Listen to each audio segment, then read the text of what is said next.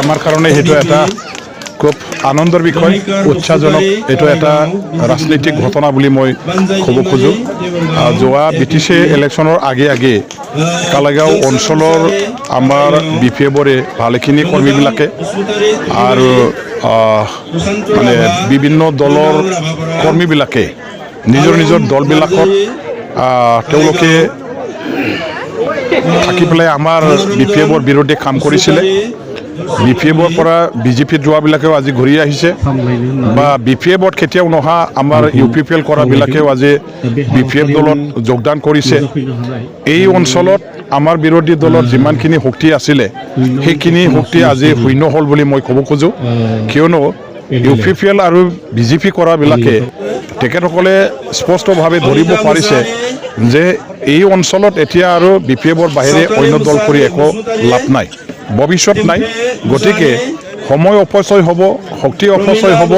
আৰু চৰকাৰত থকা বিপিএফ দলে চৰকাৰত আহিয়ে যেহেতু ৰাইজৰ হৈ বিভিন্ন ধৰণৰ আঁচনি গ্ৰহণ কৰি পেলাই কাম কৰিছে বিভিন্ন ধৰণৰ সুযোগ সুবিধা ৰাইজক প্ৰদান কৰিছে আৰু এইবিলাক সুযোগ সুবিধা আমাৰ বিপিএফ দলৰ কৰ্মীবিলাকে দেখকৈ তেওঁলোকৰ চকুৰ আগত পোৱাটো তেখেতসকলেও লক্ষ্য কৰিছে আৰু ইয়াৰ কাৰণে আজি আমাৰ অঞ্চলৰ যিবিলাকে উন্নতি বিচাৰে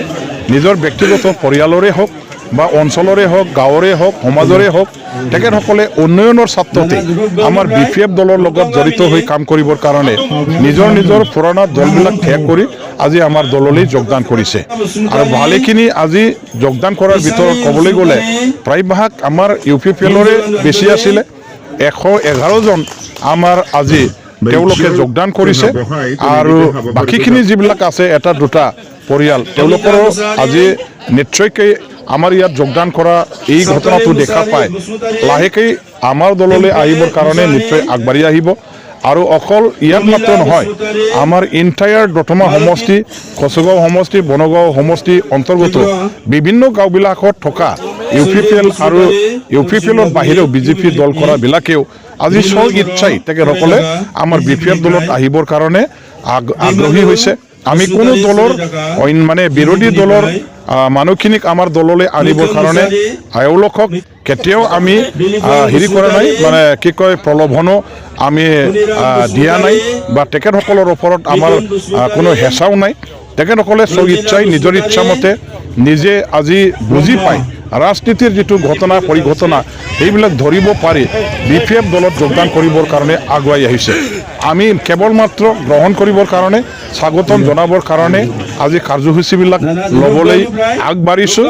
আৰু দলে বলে ৰাইজে স্বতঃস্ফূৰ্তভাৱে ওলাই আহি আমাৰ বিপিএফ দলত তেওঁলোকে যোগদান কৰিছে আমি স্বাগতম জনাম আমি ৱেলকাম কৰিছোঁ আৰু ইণ্টায়াৰ আমাৰ দতমা সমষ্টিত যিবিলাক সমষ্টি আছে বিটিসি সমষ্টি এই সমষ্টিবিলাক এই প্ৰক্ৰিয়াটো আমাৰ দলৰ পৰা চলি থাকিব ইয়াই ৰচনা কৰা এইটো এটা সংবাদহে বাস্তৱত তেনেকুৱা ধৰণৰ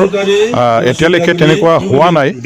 আলোচনা বিলোচনা চলি আছে হয় কথাটো সঁচা কিন্তু কোনে কিমানত খেলিব কিমানটা চিট কাক দিয়া হ'ব এই বিষয়টো এতিয়ালৈকে চূড়ান্ত পৰ্যায়ৰ আলোচনাত আমাৰ সিদ্ধান্ত লোৱাটো হোৱা নাই এইবিলাক মিডিয়াত যিখিনি ওলাইছে সেইবিলাক মিডিয়াই ৰচনা কৰা মিডিয়াই ফ্ৰেম কৰা এটা সংবাদহে সেইবিলাক আমি আমাৰ কৰ্মীসকলে বা আমাৰ যিসকল ছাপোৰ্টাৰ আছে তেওঁলোকে সত্য ঘটনা বা সঠিক বুলি ধৰি ল'ব নালাগে সময়ত যিখিনি হ'ব যি সিদ্ধান্ত হ'ব আমি ৰাইজক জনাম মিডিয়াৰ যোগেদি আমাৰ ছাপোৰ্টাৰ কৰ্মীসকলক আমি জনাই দিম